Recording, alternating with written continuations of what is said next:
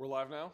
Okay, we're live. Hey, Sorry. how about that? I didn't know. He said it was coming. First, they're like, can you wear the least professional clothes you have in your closet? Hey, what a night at the fights. Bellator 277, Luke. This is my colleague. He's homeless, and we took him in because we felt badly about it. We felt badly about him. But how are you doing, Brian Campbell? Jokes aside, this is Morning Combat, and this is your Bellator 277 instant reaction show. Ooh, what a night from San Jose, Luke. The highs, the lows, the good, the bad, the ugly, and the in-between in Elite MMA. A tentpole event, if you will, Scott Coker. Yes. And it delivered some thrills and a lot to talk about. A lot of controversy here tonight. So we'll talk about the results from the rematch between AJ McKee and Patricio Pitbull. We'll, of course, get into the results of the light heavyweight World Grand Prix and a couple of the other notes from the card. So obviously, if you're here, you don't want spoilers, or you don't care. But if you do want, if you're watching this people video, get bitter, dude. People get bitter when I say. What are you going to watch? Us preview the fight after it happened? I know, what are you doing here? It's just they get unimaginably bitter. Okay, so let them know though. We're in Arlington, Texas, right now. We are in Arlington, Texas. Thumbs up on the video, please. Hit subscribe if you'd be so kind. All right, so let's be open with the main event. Right, here we go. The results are as follows: Patricio Pitbull defeats AJ McKee.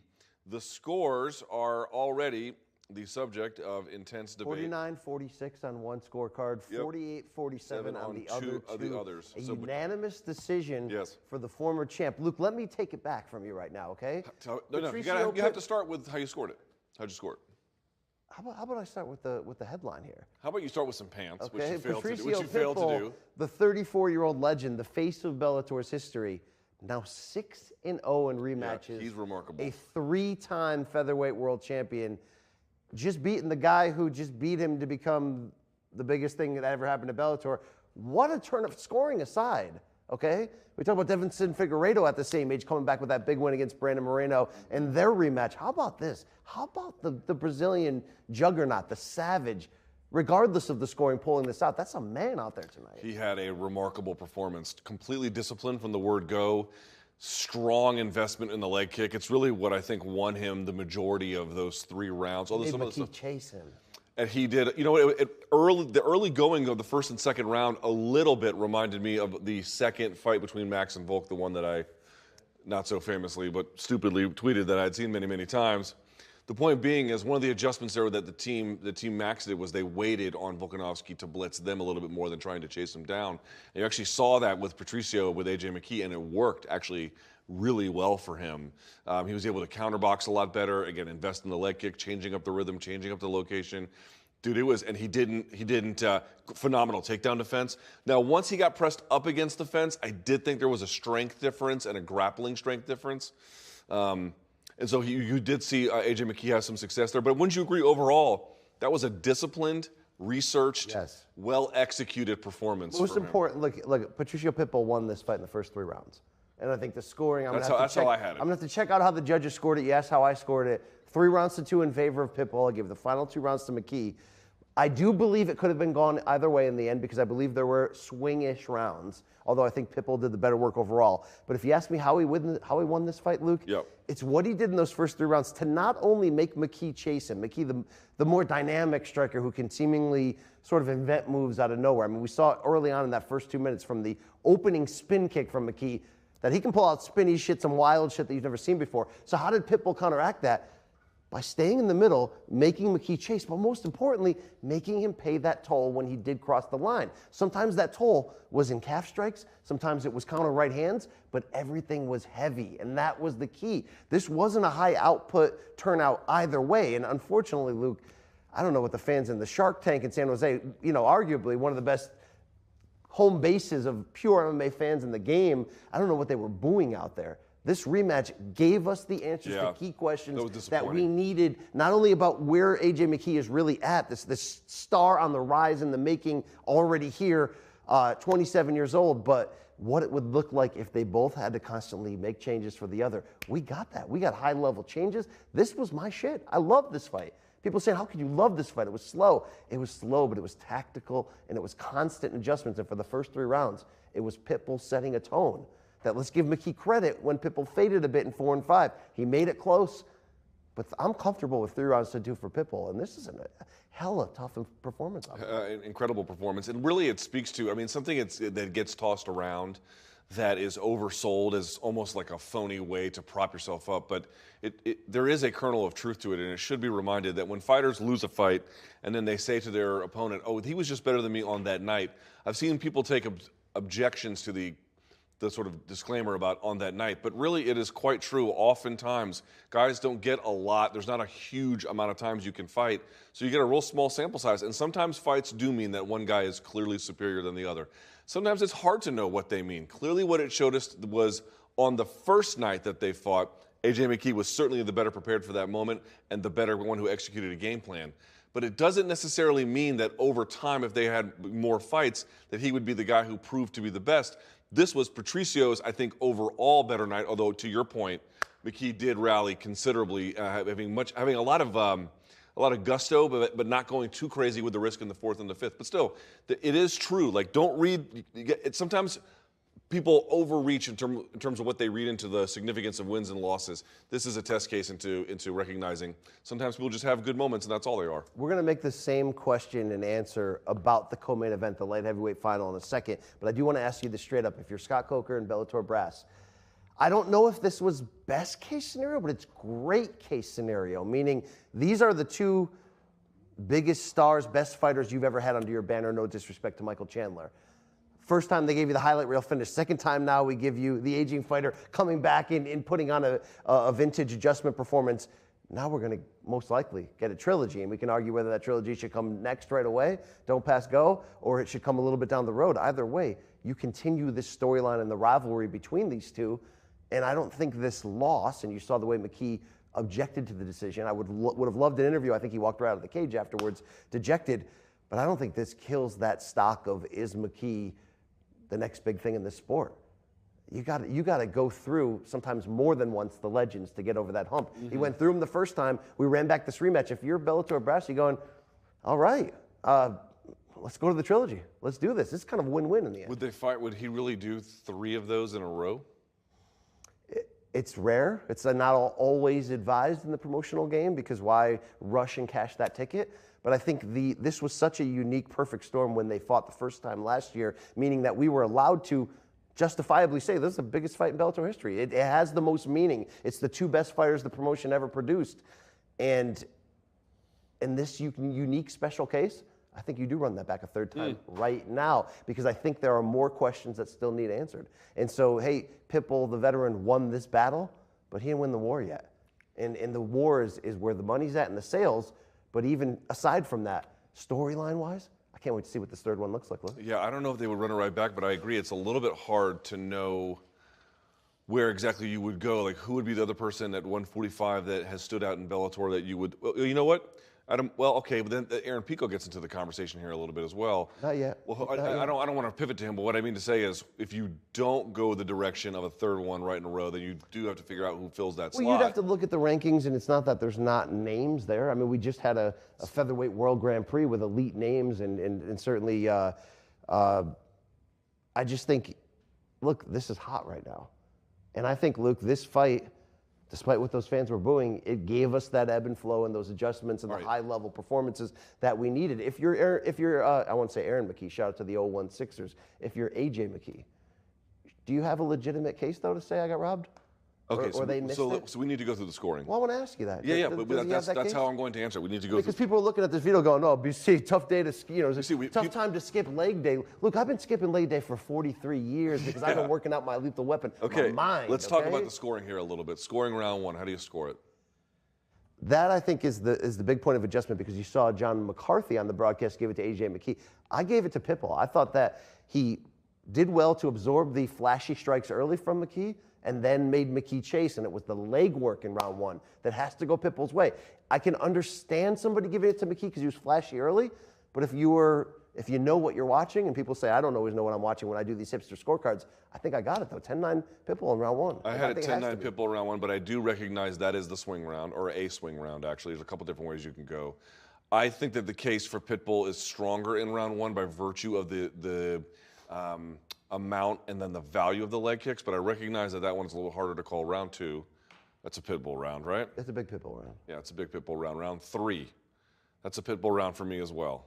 So round 3, I think, will ultimately be the big swing one because here's what happened. Pitbull drops McKee flash knockdown of sorts, but McKee instantly then takes over. Chewing him up before that, too. Instantly takes over top position. And to credit, McKee started to work the ground and pound a little bit, and that's when it created the crazy sequence of momentum shifts. And in that crazy sequence, you had Pitbull with that guillotine. He's the guillotine master. Now, obviously, maybe the bigger storyline is, holy shit, McKee got out of that. Yes. When nobody, that's the finishing move. And you hate when I bring pro wrestling references in here, but that's the guillotine master, that's his finishing move, and McKee got out of it. But if you're going to score that round, even though McKee did have a few offensive moments after that, he did end up taking top position back. He did, for a brief second, almost have his own choke to close the round. The damage was done by Pitbull. Right. Let's talk about that guillotine for a second, because for me, that's a round for Pitbull, and I want to explain why that's a round for Pitbull.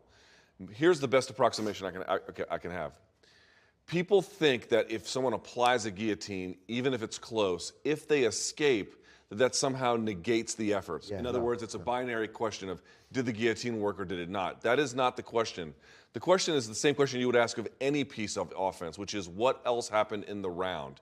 And the larger point is, if you put someone in peril that way, it can strain their neck. It is certainly difficult to endure, right? It counts as meaningful offense. And if added to other things in the part of a round, can that be a deciding factor potentially in how a round is scored? Yes, it absolutely can. It can be actually one of the most significant things you score in a round, even if they fully escape. So then you add on top of that he got sent to a knee from the strikes. That's a round for Pitbull for me. And the argument the other way is not as strong as round one. Do you have an issue with John McCarthy having it 2-1 Pitbull entering the 2-1 McKee entering the championship rounds? Didn't have any issue with the round one scoring. Again, didn't see it that way. I saw it for Pitbull, but I certainly recognize that round is open for interpretation. And I do recognize that round three is up for debate. But I would say, and John, I would say John usually has really strong scorecards. Not to say that I'm right and he's wrong. It's just my interpretation. Don't ask Aljo about that, though. Well, what's a separate matter? But I guess I would say I was surprised. I was surprised because I did not see it. Sometimes I disagree with him on a round or here or there. That was 2 rounds where I was like, really? Or you were surprised too?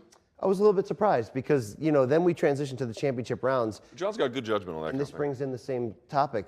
Definitely Pitbull faded a bit in 4 and 5. I wouldn't call it a full fade because I liked a lot of the moments he had in round 5, even though I scored it from McKee. Yes. But that 4th round was AJ McKee figuring out the distance as Pitbull was slowing down, and he started to piece him up. And I gave him round 4. Problem is, that's the first round I'm giving McKee. If you're John McCarthy and you have McKee up 2-1, right, that means you got to give him round 4. Suddenly it's 3-1 McKee entering the 5th round. I get it's subjective, it's close, but I guess I'm happy in the end, Luke, that first of all, there wasn't what I feel to be shenanigans. You could have been a split decision. Maybe that would have been more justifiable. Okay, but I think top to bottom, even though I had it 3-2, if you're doing by pride rules, Pitbull won this fight. So I'm happy to see that in any form, the 3 judges saw that too. Do you agree with that, though? I do agree with that. I want to follow. I want your validation. Yeah, no, it's a quite right point. On my outfit. Less so. Did you not tell me that Mike Boner from MMA Junkie? Handsy on an airplane if you let him, right? If it's consensual, right? Okay, Jesus Christ. Did you have it to introduce that element of the conversation in? Fucking A, man. I'm trying to keep this job. Yeah. Did you not tell me that he tweeted that he had heard AJ McKee's corner told him going in from the 4th to the 5th that he had won all 4? I believe that's what Team Body Shop was trying to say. I gotta tell you, I don't understand that. I understand lying to your fighter to get a certain kind of performance from them, but that wouldn't make sense because you have to know that through 4 rounds, maybe you think he's up, maybe you think it's tied, I don't know, but it's competitive, and who the hell knows what the judge? Yeah, that's bad. I don't understand what response they were trying to get from him by telling him that. And I thought that 5th round, I even tweeted that, there was a lack of urgency from both with the fight on the line. Now, that lack of urgency ties into... It picked up a little bit at the end. Okay, but I'm going to get to that. It ties into 2 things. One is stamina. They both gave a lot. 2 is they don't want to make a mistake. And this is why I like this fight so much. Anytime any opening or mistake is there, the other one's there to counter right away. So I didn't like that lack of urgency, although I get it. But that final minute, dude, they put it on each other. They both went after it. Yes. There were swings. And they both got tagged. They both got hit with big shots. You're right. They fought the first half, maybe 3 minutes, like they both had assumed they had it in the bag. Yeah. That's kind of how they were. But also, let's talk about this too. We're getting back to the scoring. And again, I think Patricio is the rightful winner, although I understand that there's elements of that fight that are close. The scorecard 4-1 for Pitbull. I'm a little bit less. That's not a great scorecard Great either. point. It's That's not a great point. scorecard. That would have to mean that they saw the 5th round for Pitbull, which isn't impossible because there wasn't a ton that happened until that final 90 seconds. But I thought McKee had done better leading up to that. Yeah, okay. I guess I could maybe squint. Even then, my blind And ass again, they're couldn't dealing see with the shit. crowd booing. There was a little bit of a weird environment. There were Showtime people here, and then we started talking. Then they motherfucking left, bro. Yeah, they did. They did do that. They just split. They was like, fuck these Well, losers. then, look, I got to ask you the really hard question that I teased earlier and already gave my answer, which is this. There was That's a great way to have a comment. There was a lot of talk. I even said it on today's Morning Kombat episode that we recorded right outside there in Texas Live. McKee has that feel of like MMA's Tiger Woods or MMA's Mayweather. How much does this loss, and it's a razor-thin loss in the end, right? Even with the unanimous decision, it's still in your mind either way, right? You could have gone either way to some degree. How much does that kill the buzz of this guy being the next big thing? I don't think it actually does much because I overall kind of liked AJ McKee's performance and particularly his adjustments to what Pitbull was doing great. Do I think he deserved to lose? Yes. Yeah. But he's also facing an all-time great. I mean, just one of the big differences is we know, obviously, let's just say it out loud, Patricio Pitbull is the king of the rematches, right? That is what he is. He is the king of the rematches. Dude, we've said it all week. We said it in the lead into the first time they fought. Patricio Pitbull did not limp his way into the finals of that tournament. He beat the fuck out of everyone in front of him. And so we thought like that was going to be super competitive, and the first time it wasn't. This is a much better representation of why we were telling people who may be new to the Pitbull experience why you should expect excellence. Because, dude, his adaptability, his resilience, and to have the kind of fire to want to go back and compete after all the wars, the Koran wars, the golly, man, the Daniel Strauss wars, the Weishel. Koran right there? Yeah, I like that. because I've been reading the Quran. No, I'm teasing. But anyway, Pat Curran, sorry. It's late. We just watched Bellator. But the point I'm trying to make is, the guy has been through an element of the grind that someone like AJ McKee, as talented as he is, hasn't even approached yet. That hasn't had the time to even do it. So I think that experience also played a huge factor. But to answer the question about AJ McKee, I don't think it's a major setback, but I do wonder how it complicates. We should talk about it. His future with Bellator. What does this change? I don't know. This is because, look, we were under the impression a lot of that is from speculation from Ariel Helwani, who had a good interview with AJ this last week, that maybe AJ was on fight 1 of the 3-fight extension added onto his deal from winning the championship. Does that change? Does that deal change when you lose the championship? Does he still have 2 more fights? Yes. Well, under the old scale. You know what? I'm not sure how the contract extension works anymore.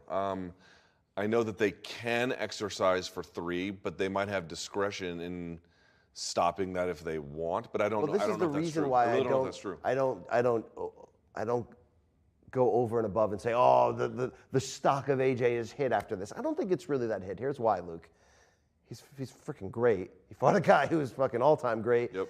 And it's in play that AJ McKee makes adjustments, wins the trilogy against Pitbull to win back the title, and then beats his brother 1 division up. That's still in play if he's got 2 more fights on his Bellator deal. So we have to see the rest of how AJ McKee plays out. But in terms of some of those questions we needed answered, 5-round stamina, backbone, adjustments to what Pitbull's showing, again, I thought he clearly lost a close fight, but I don't look at this as major setbacks. I think McKee's going to grow from this. I liked a lot of what I saw. Yeah. Am I crazy? Because Twitter's telling me, BC, you must be loving that Showtime money, trying to say that was a fun fight to watch. I thought it was thrilling, elite-level entertainment. Yeah, I got to say, I didn't have any problem watching that fight. I mean, I understand that there were moments of relative inactivity, but you're watching 2 craftsmen work a game. Let it breathe a little bit. Yeah, do you go to one of those old-timey villages in Old Williamsburg when the blacksmith is showing you how it used to be, and are you up there critiquing his art? Can you make that shit a little bit faster? When it's ready, listen, bitch. Not every scene of the movie can be the car chase. Not every scene. Yeah. Maybe many scenes could be the car chase, but not all of them. You know what my wife would say if she was watching this right now?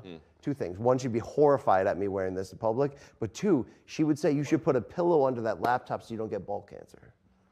Okay. I will take that ball cancer consideration into account. Okay. Moving on back to the fights. Can we move on from my testicles, please? Quite literally. Getting back to the fight itself, you know who is trending on Twitter? Our HR representative? No. Okay. Volkanovski. The name Volkanovski is trending on Twitter because I think a lot of people saw this performance and think, oh, Volkanovski might whip up on both of them. Yeah, he might. Like, he probably is the best featherweight in the world. Dude, we don't know that. Okay, we don't know that, and B, even so, dude, being second to him, even if that was the case, would still make you a very excellent, high-level, elite special talent. Look, whether you are collecting checks from Showtime or not, and thank you, they're fantastic, to kind of come out of that, which I saw a lot of tweets of, oh man, this proves that Volkanovski would piss on these two, that these two wouldn't be top 10 in the UFC. Get the fuck out of here, okay, Luke? Yeah, I don't think he would urinate on that. No, That seems excessive. What are these, the R. Kelly tapes, Luke? I mean, you know what I'm saying? Luke, the thing is, I had some of my best material during the fight. See, that material worked when the Chappelle Show was on TV. I don't know if that works anymore. Yo, we should have had a Calabasas companion filming this whole time, okay? Because I was bringing it, bro, all right? Dude, you were so fucking annoying. I wanted to kill you, but okay.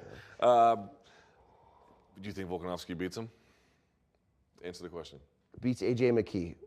Either Right now, I think we saw that AJ McKee is that dude. He's of the elite status, but you got to make some adjustments. You saw what happened out there. Would Volkanovski tomorrow? Yeah, I'd favor Volkanovski, but I don't know what would happen, Luke. I don't know what's going to happen when AJ McKee goes back to the lab, goes back to the damn body shop and looks at the tape and goes, okay, we thought we won. They didn't think we did. It was close. Right. Let's make it's going to be adjustments. interesting to see what kind of lesson he takes from this. Yes. Because it's been nothing but wins up until tonight. So what does a guy who's been accustomed to winning literally the entirety of his career do the first time he takes a loss, especially one that he didn't, in this case, obviously he didn't tap, he didn't get knocked out, so he had to take the judgment of others. That probably you know what the great ones do? Not great. The great ones like Pitbull do. They learn from it. You and I did the resume review of the great Patricio Pitbull. How many times has he had that close, important loss on the come up or different levels of the come up and adjusted from it? If McKee is the real, which I think he is. I think he still is. Hell yeah, I think he still is. He's going to adjust from this, and I think McKee should be favored entering into the trilogy. Yo, what if the real curse was that it curses the fighters to lose if we do the resume review the first time they fight, but then you're undefeated in motherfucking rematches. Yeah, for the rest. Yeah, I like that. You know what I mean? I'll take that deal. That's a Faustian deal, but well, maybe it's not. But anyway, all right. So, how soon on the trilogy? Well, look, I got the list of contenders. So we've got or no pay-per-view? We've got Patricio and AJ as 1 and 2 basically. Then you have Adam Boric, who won just recently in his last fight. See, that's an interesting thing because. Well, let me finish. Mads Burnell and then Aaron Pico. So we'll get to Aaron Pico a little bit later. But this is a weird conversation about who you give a title shot to because Boric would seem like the natural contender, but I don't know that it's going to beat the market demand for a third one. I mean, could you do Boric against the champion Pitbull and Pico against McKee? You wouldn't do Pico McKee in a non-title situation, but imagine if you did that. Imagine you did that doubleheader. For folks who may not know, they used to train together. I don't know if there's any bitter or bad blood. I don't know if that's the case, but it would certainly create an interesting dynamic. Either way, great fights to come. But if you're Bellator, Luke, you gotta run this back. You know what? Fight forever. You know? No, you don't. Just keep fighting. Just keep fighting each other. We'll do it on CBS one time. We'll do it on pay-per-view. We've done the Lifetime channel right after the movies about bulimia. Did you grow up having to watch that shit like I did? Yeah, bro. I grew up at the same time with the same fucking bullshit you did in schools. Yeah. I saw the Ben Affleck anti-steroid shit. I knew that was bullshit when I saw it. Did you see that Hallmark movie where Fred Savage put his hands on DJ from Full House? Yo, in my town, people were like celebrating that shit. I'm like, it is domestic violence, but they're like, no, that's fucking awesome, you know?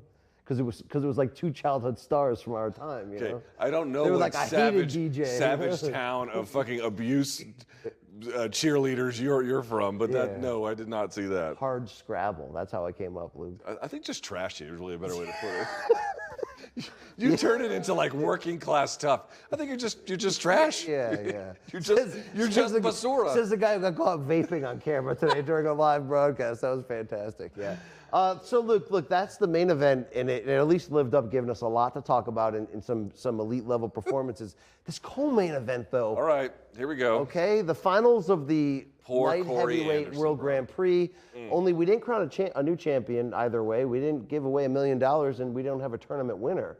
What we do have is another big fight because you're going to have to run this back with officially 4 seconds left in round 3. The fight gets stopped due to an accidental headbutt Or I think 3 seconds left even. It ended up being officially 4. Okay. Corey Anderson dove in just as Vadim Nemkov, the defending champion, on the ground, adjusted. It goes down like a spearing headbutt, massive cut. They bring in the doctor, and they stop the fight. Now, you're getting a lot of people going, man, if only the referee had presence of mind to know the situation. I think this goes back to that famous Julio Cesar Chavez versus Meldrick Taylor boxing fight with Richard Steele, the referee, where Meldrick Taylor gets dropped in round 12, and there's 3 seconds to go, but Richard Steele doesn't like the look in Meldrick's eyes. He stops the fight, and it's this great victory. It doesn't matter the time. It matters what the referee or the doctor sees in that moment. And in that moment with 4 seconds left, and the difference is obviously if it goes 4 seconds more, it goes to the end of the 3rd round. It's officially a fight. Corey Anderson would go to the scorecards, would probably be up 2-1, and would win the title. But Luke, he would win the title, in my opinion, largely as the result of a headbutt, which came in the midst of a competitive fight. Fine. So I'm actually happy at the disappointing result of the no contest. Why? Because this matchup turned out to be a really fun fight with Vadim Nemkov controlling the 1st round and Anderson making those adjustments in 2 and 3 with his wrestling, with his gas tank. This was headed into the championship rounds. It was going to be a barn burner. I'd rather do it again, let it be its own main event. Scott Coker gets in wrestling what they call a dusty finish. One of these, like the result pulled out, on the rug in the last minute. But guess what? We get to run it back again. Let that cut heal. We're gonna get business all over again. All right. I know it's not preferred. I know that shit. But Bellator's gonna benefit long term from it. True or false? Long term, maybe. Short term, it definitely is. It might be a net win, but it would be just that, a net win. Like your choice to team up with me, career-wise. Yeah, it's a. Remains to be seen if it's a win. But it's a net something. One way, there's definitely some trade-offs being made. Yeah. All right, but the point I'm trying to make here is, I guess we'll have to see how the rematch plays out and whatnot. It's not a disaster. It could have been, but it was. I wouldn't call it that for the reasons you articulated. But I think the thing that I feel, maybe this is the best way to put it, because the rules are obscure and a little bit weird. We'll walk you through them here in a minute. I just feel like the strength of Corey's performance is unjustly.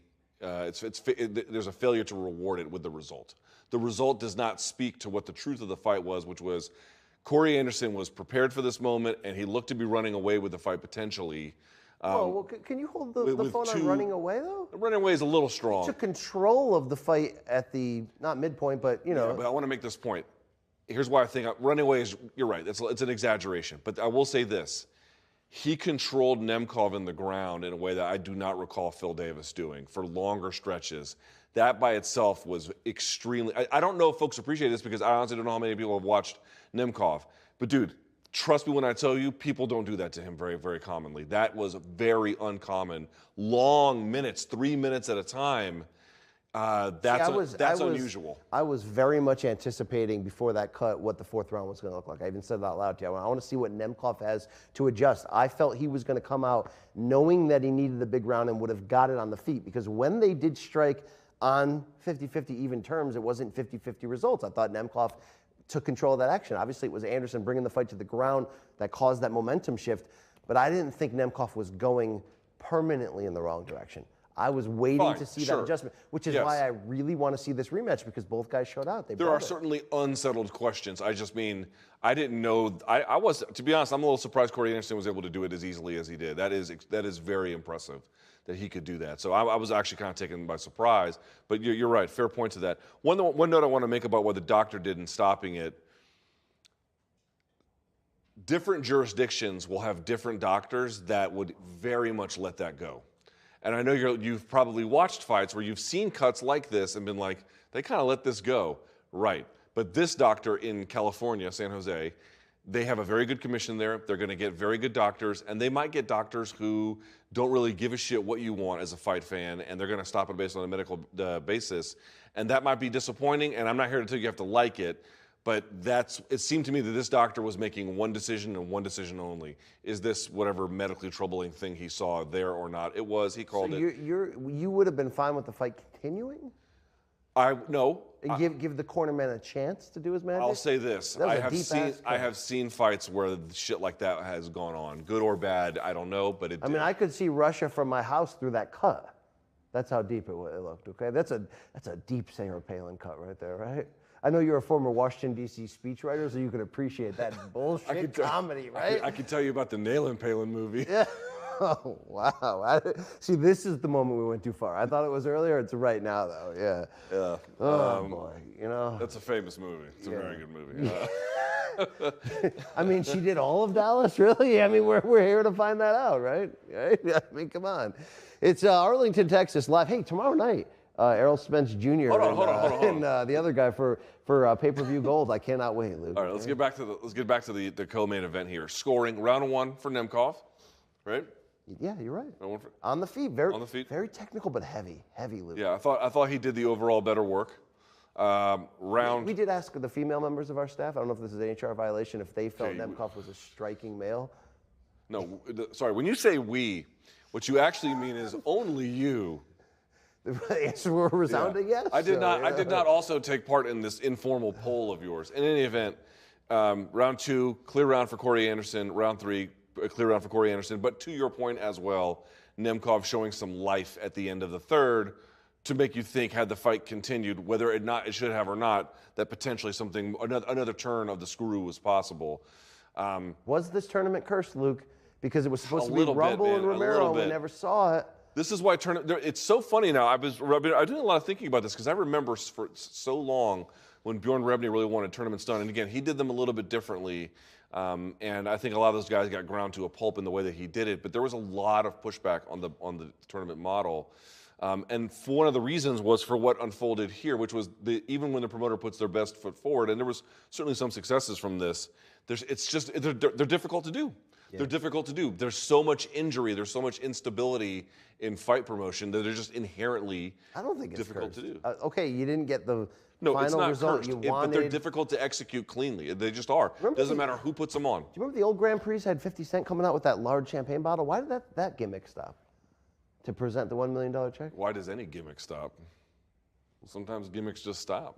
We'll keep winning like as many this awards This as gimmick we will can fucking stop. I guarantee you that. So look, we're still going to get that answer in the end of who's the best light heavyweight in Bellator, which also might be who's the best light heavyweight. Is Corey Anderson going to get his flowers if he goes in there and beats Nemkov in the rematch? Hell yeah, he will. Do people properly respect what that win would signify? Look, there can be a gap in this fan base between, as you always say, the MMA fans that only watch UFC and every other organization is second rate to them. If you only watch UFC, you are only a UFC fan. If you're Corey Anderson, you come to Bellator on your own terms, getting out of your UFC deal with despite the knockout loss on the way out, a winning record during that stretch, and you come into a tournament that has Vadim Nemkov, Ryan Bader, Phil Davis, forget Rumble and Romero, right? And Machida, you come out of that as the champion and $1 million rich, you better get your flowers, bro. I mean, I get if you don't subscribe to he might be the best 205er in the world. If you don't care about that debate, that's fine, okay? But give him his flowers for making the right career moves, for improving, for finding out how great he can be. If he can do it when they rematch this again, if he can beat Nemkov right now, look at who Nemkov's beat, and look at how he has done it, Luke. Yeah, I got to tell you, if he can go in there and do that again, it always seems like in modern MMA now, you have to do anything big in MMA that really matters and is really difficult, you got to do twice. That's why Shab got to do it twice. Second stand-up special. You know what I mean? Okay. I mean, Papi Gringo's in the house, bro. Okay. I mean, I try to play ball. You know I do. I try to be. But come on. I mean, there are reasons. Am I being unreasonable? I mean, we're talking about fights here. Oh God. All right. I love you, but sometimes I want to hit you in the head with a tire iron. Do you want to talk about that Timothy Johnson slop fest we watched with Linton Vasella? We'll get to that here in just a minute. Any other final thoughts on how Nemkov? He looked a little bit. Like I said, there was panic on his face. There was going to be pressure on him in the championship. He looked like he was feeling it, and change the momentum of this fight. But I think that's in him. He has the ability to grind if he needs to and make the adjustments. And look, he could have easily come out in that fourth round and changed that. And suddenly you can have a 2-2 fight going into the fifth. So we'll see. They'll do it again a second time. I don't discount him at all. I don't take away from him.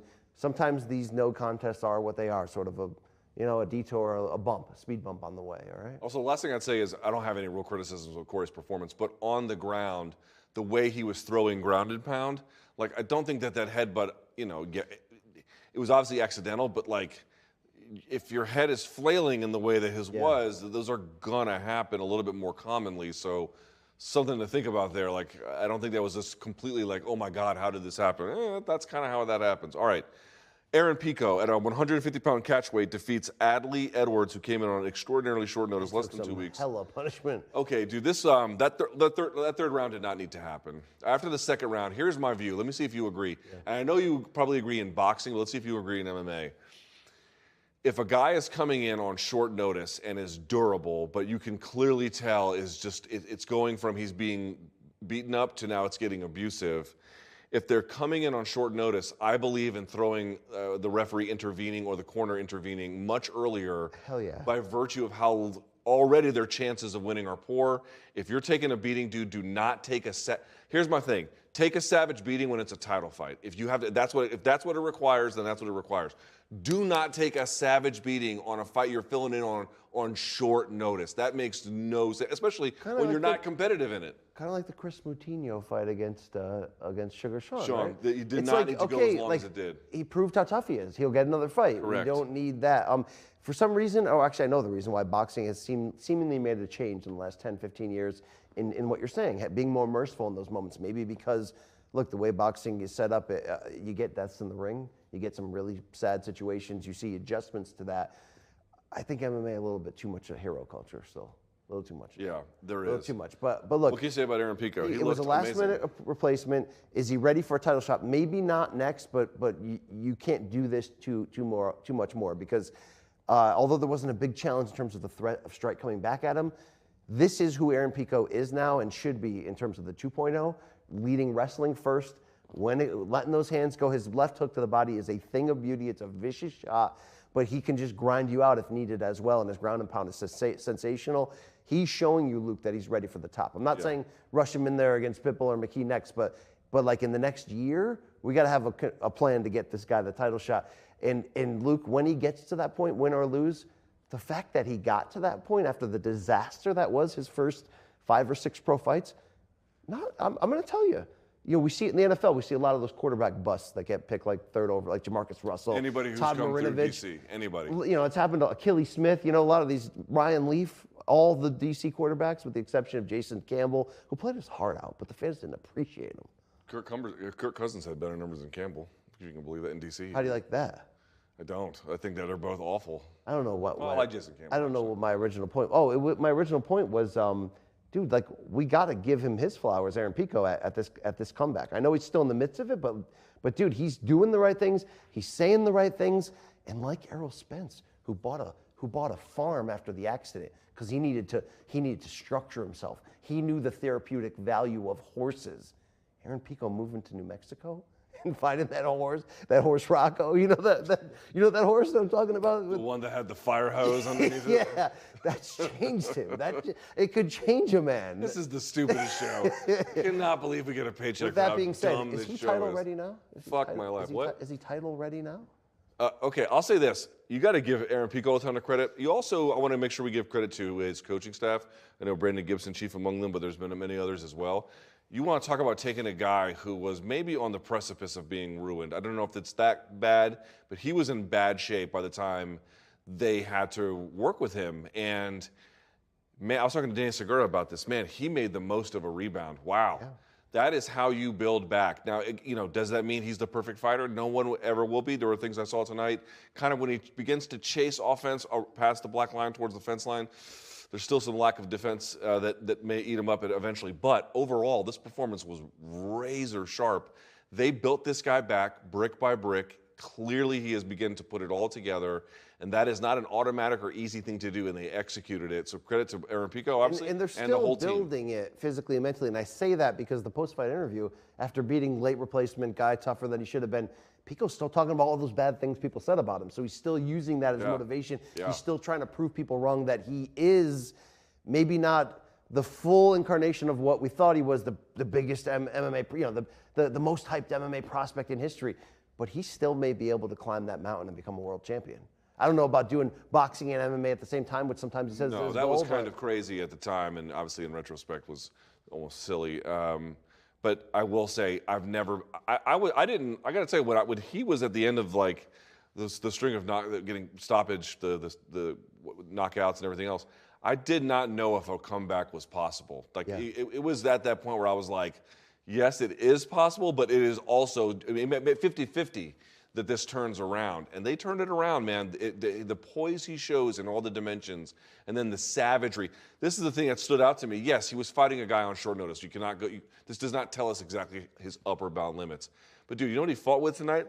Just unmistakable confidence, unmistakable belief in his offense. No doubt about it. He knew he could execute it, and he did. And I think that's why he was opening up with a lot of the body attacks, which, to your point, dude, he hits hard, and that guy stood there, but he kept delivering them. It's great performance. And I mentioned the move to New Mexico thing because, Luke, I think he's rebuilt himself on his own terms when the first version of him was very controlled by his dad, who was his manager. His dad was one that pushed him to go a division above for his pro debut at Bellator MSG, and he got submitted in seconds against Ian Freeman. And it was, I think, he got out of that shadow a bit. I mean, look at how Marvin Gaye's dad ruined his career. You're like an episode of Family Guy, only like much more pathetic. Like you just random jokes. Like, hey, remember that one time in high school when I want to make a joke at your expense so bad. You know the first rule of improv? BC, I'm not your motherfucking improv partner. Or maybe I am. Maybe you are. Maybe this is my version of improv. Yeah, I guess it is, Luke. So we had a heavyweight slobber knocker to kick off the card. I got to ask you. Linton Vassell, Timothy Johnson. Johnson. Very quickly, 421 in round one, TKO. Timothy Johnson floors, bloodies. Linton Vassell is all over him, going for the finish. And then in like a span of seconds, the tables were turned and he got finished. Yeah. Was that an exciting fight, or is that just sloppy heavyweight MMA? I couldn't figure it out in the moment. Okay. It's it's like a salad. It's got a little bit of heavyweight slop thrown in. Yeah. But I will say this: you got to give. By the way, two headbutts having an effect in two different fights tonight is kind of crazy. But that aside, dude, that was impressive resilience from Linton Vassell. Timothy Johnson is a big, strong dude and was raining. Some of the shots looked. I'm not saying they're intentional. I'd have to go back and look, but they did look to be in suspect areas where you're not necessarily supposed to suffer offense. Anyway, even then, so a lot of them were legal. Rabbit punches? I'm just saying, like, when the guys are moving, things just happen in the course of ground and pound where you get hit in locations where maybe you shouldn't. I'm not ascribing intentionality to it. In any event, he withstood all of that, and he was bleeding and everything, and then turned it in an instant, flattened him out, and got the finish. Dude, that is like... That beating went on for a little while. I was impressed by his mettle in that moment. I was impressed that Vassell turned it around and then called for a title shot afterwards. When you look at the recent run he's had since moving back up to heavyweight. Yeah, let's go through it. I mean, it's not as if this Bellator heavyweight division is deep. You know what I'm saying? Fedor's still a relevant name. He knocked out Timothy Johnson. If you're Linton Vassell, winning is winning. So where is he at in terms of? So he did lose to Valentin Modolski, who is he interim champ or he was interim champ, and by the way, he called for a rematch with him if he can't get a title. Okay, so then he did lose that one. However, since then, he beat Sergey Karatanov via TKO. He beat Hani Marks via TKO. He beat Tyrell Fortune via split decision. Which is a good win because Fortune won again tonight. Yeah. Fortune's coming on for a hope at a title shot. That's as good as those are good wins in the Bellator heavyweight division. Yeah. Dude, Tim Johnson packing that lip around the scale on Friday. Thursday. I just love that shit, man. I just love that. Yeah, I bet you. Do you think he shut down a public restroom within the last 10 years? Well, again, let he who is without sin cast the first stone. Yes. So, having given that very important disclaimer, yes. Do I think that he has? I'm going to go with yeah. I'm going to go on the yes side of that. Yes, he has. Maybe on that trip to Moscow. By the way, he said that he only fought on even terms with Fedor because he wanted to bring excitement. Fedor's homecoming to Russia, but he wishes in hindsight he fought boring. To stick it to the Russians, or no, to beat Fedor, not get knocked out. Take the old man down. I didn't know this was some political stance. No. Just to win. There's no politics on this show, Luke, except for the behind-the-scenes jostling between the two of us. Yes, that's about it. Yeah. And that was the card. That was an interesting and kind of insane card where these headbutts have an outsized role. Oh, did we fully explain on the headbutt for the co-main event that had the fight gone? Yeah, we did. Four more seconds. It would have been a full 3 rounds, and then the rules change about how it would score. But that's why I argued and said it's not the referee's job to, even if they know the situation. Right. The referee's job is not to do you a solid. The referee or the ringside doctor's job is if they see something that needs an instant judging on whether it's safe to go on, you make that call in that moment, regardless of where Right, you're at. So I get what you're saying, man. Wouldn't you have liked that to have gone? No, I wouldn't have liked that, because then Anderson would have won the damn title on a damn headbutt. So this turned out, I don't say best case scenario, but good case scenario. All things considered, it did. Yeah, definitely not a disaster. Also, let me make one point. I do feel like this is a small thing, but it is an important thing for me. And maybe they'll see this, and so that's why I want to say this. I say this with no malice, but a genuine plea. It is time for Bellator to have an apparatus that is accessible to fans and media that goes over the stats of fights. You have 5-round fights. You're calling for a smart cage? I'm calling for a motherfucking smart cage that can call you an Uber home. Yeah. And maybe order you Amazon and all that shit. In all seriousness, those main and co-main events tonight, those are world-class fighters.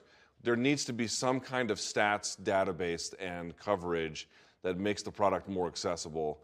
And it's missing from Bellator. And for me, it is very frustrating because it would very much illuminate a lot of different conversations. Richard Manplug right here? He's one of the leaders in this game. Do you hear the words coming out of your mouth? Because I put man plug in the same sentence? You put Richard before it, Oh, actually. yeah. Shout out. Hey, Bellator. We're 5 years old, by the way. Showtime, by the way. What a weekend for combat sports, right? We got a big one tomorrow. Spence and Ugas. If you know, then you know. It's for the Unified Welterweight World Championship, 3 or 4 world titles. 9 p.m. Eastern, Showtime pay-per-view tomorrow night, but the action kicks off 7 p.m. Eastern. On Showtime. That's right. On Showtime's YouTube channel. That's right. A 2-fight card to kick it off with your boy BC on the call inside that giant-ass AT&T stadium. That's cool, bro. You're going to call fights ringside in AT&T Stadium. Dude, I am fired up for that because the first few times I called fights was remotely in a closet. It was COVID, nobody in the arena. Was that for DAZN? Yeah, a couple other networks I've called for. And then even with Showtime, I've done small crowds, not 60, 70,000 in the damn dome. So your boy BC's going to be fired up tomorrow. I think they're expecting 40 or 50. 40 or 50? Okay. Yeah. You're like was this a very Office moment? Like, you know what I mean? Like the real David Brent kind of taking you down a peg? And now this is where Luke says if you haven't seen the British Office. No, this is where you say it, motherfucker. I didn't say anything. Like Kurosawa, I make mad films. There we go. Well, I mean, your selection of film choices is just so utterly. I'm so deep in neo-noir, dude. Did you ever see Nighthawks with Sly Stallone and Rutger Hauer? You did recommend that to me, and I've not seen it. Where is that? Where do I get that? Bro. Probably check the Showtime app and then check some others too. Yo, look at this crew. They want to get the fuck out of here. Yo, that's true. All right. Well, that is it for us. So we will we will have a post-fight show tomorrow for Spence versus Ugas. So stick around for that. We'll go over inside AT&T Stadium.